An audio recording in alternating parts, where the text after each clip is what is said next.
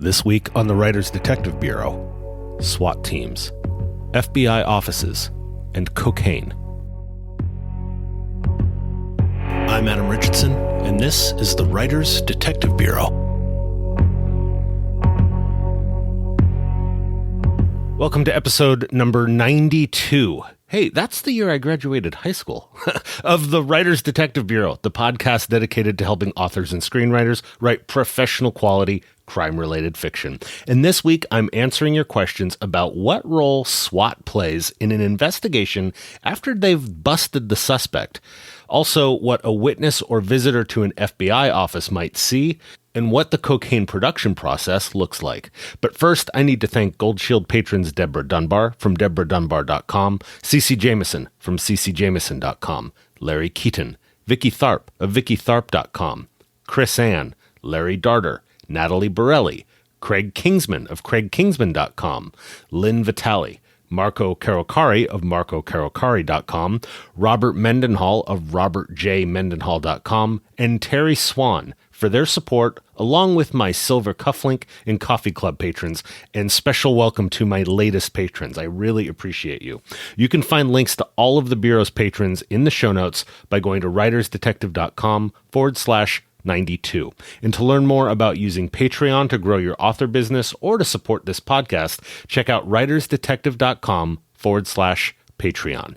Patreon.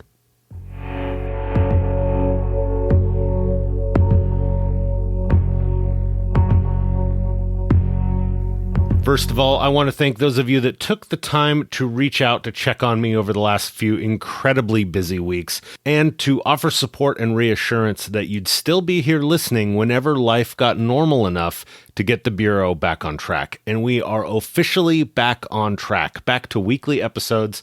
Now, my work schedule has changed a little bit, so you may potentially notice the episodes popping up on a new day of the week.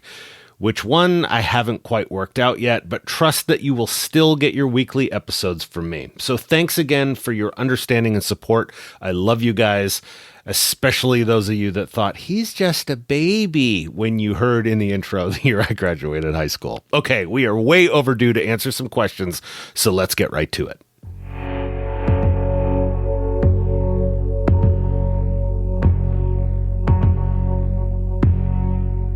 Dr. Joel Shulkin of authorjoelshulkin.com asked these two questions in the Facebook group, and if you haven't joined the Facebook group, consider this your formal invitation. Just go to writersdetectivebureau.com/Facebook, and that easy-to-pronounce web address will take you right to the group sign-up page in Facebook. There are a few quick questions to answer, but I promise they're easy. Okay, let's get back to the doc's questions.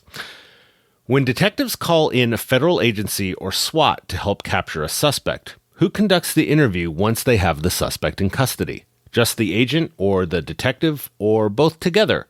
Would they typically go to the federal building or back to the PD? This would be assuming the suspect is both wanted for crimes at a federal level and directly involved in a local case. On a related note, I may need someone from the FBI to answer this, but has anyone visited an FBI field office recently, within the past 2 years? If so, did you need to go through any special clearance process? Metal detector? Do they just give you a visitor badge, or did you need an escort if you have a scheduled appointment with an agent? Great questions, Joel. Let's start in order. The detectives that have the case are the ones that conduct the interview. So SWAT stands for Special Weapons and Tactics, and they are used when special weapons and tactics will likely be needed, and they offer the greatest probability of a peaceful outcome. Like when a homicide detective has arrest and search warrants for a murder suspect and his home. If I know a dude is armed and dangerous and he's already killed someone, my partner and I are not just going to go knock on his front door like we're selling Girl Scout cookies. I would much rather have an entire team of guys that constantly train for these kinds of calls handle this for me.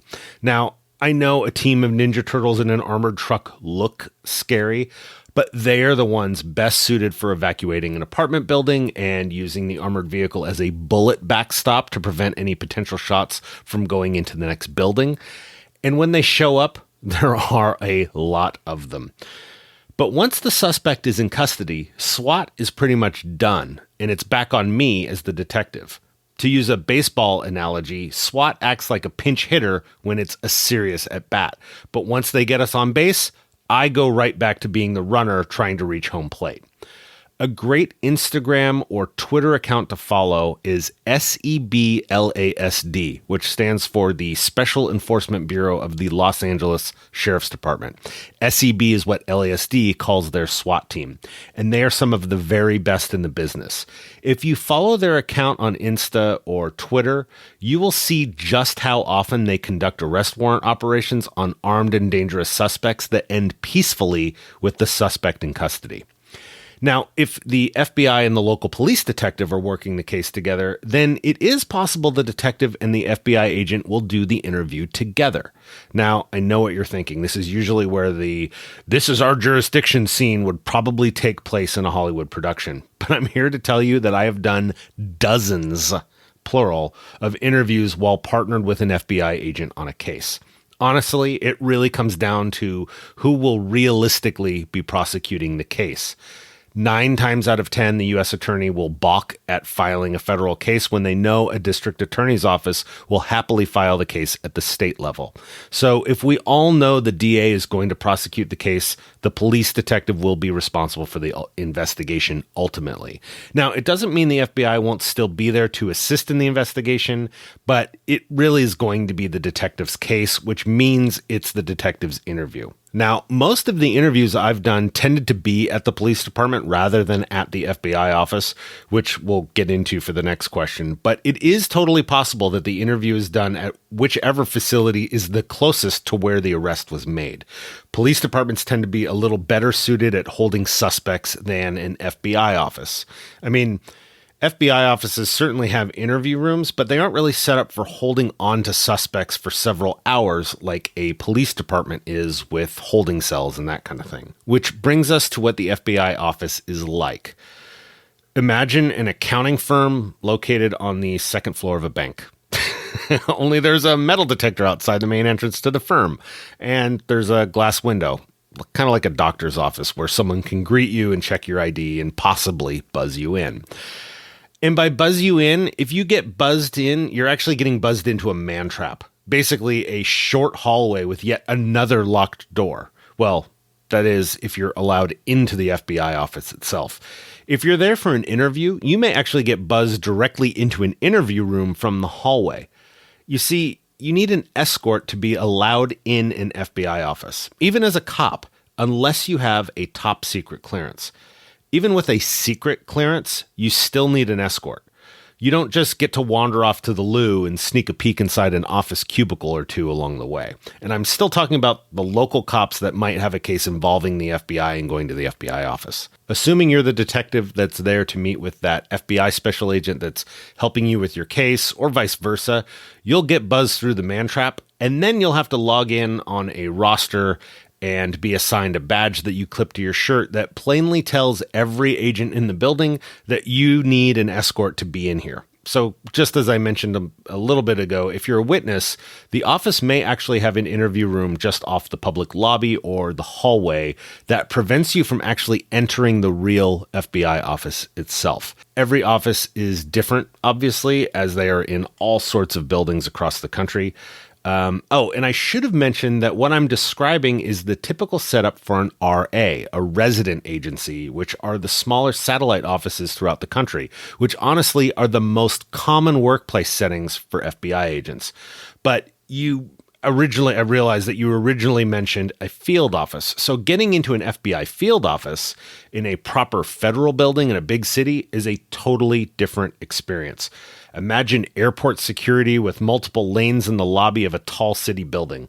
If you're the police detective or a witness, you wait for the FBI agent to come down to the lobby to get you through security. Again, signing in and getting an escort required badge after you've gone through a metal detector and had your bags x-rayed and all that kind of stuff. Now, if you're the suspect that's been arrested and you weren't interviewed at the local police station, your interview will most likely happen in an interview room at the federal detention center where you're going to be booked as a federal prisoner. So there's no office building lobby for you. The BU car, as they call it, for a bureau car that you're riding in the back of will pull into an underground garage, and you won't be let out until that garage door is closed. And then a deputy U.S. Marshal will buzz you and the FBI agent into a secure waiting area, which leads you to where you'll start the booking process. But don't worry, that FBI agent or his or her boss or partner will have probably called ahead to let the marshals know that you're going to be headed to an interview room for a chat before they start the booking process. So I hope that answers your question, Joel. Thanks again for submitting it.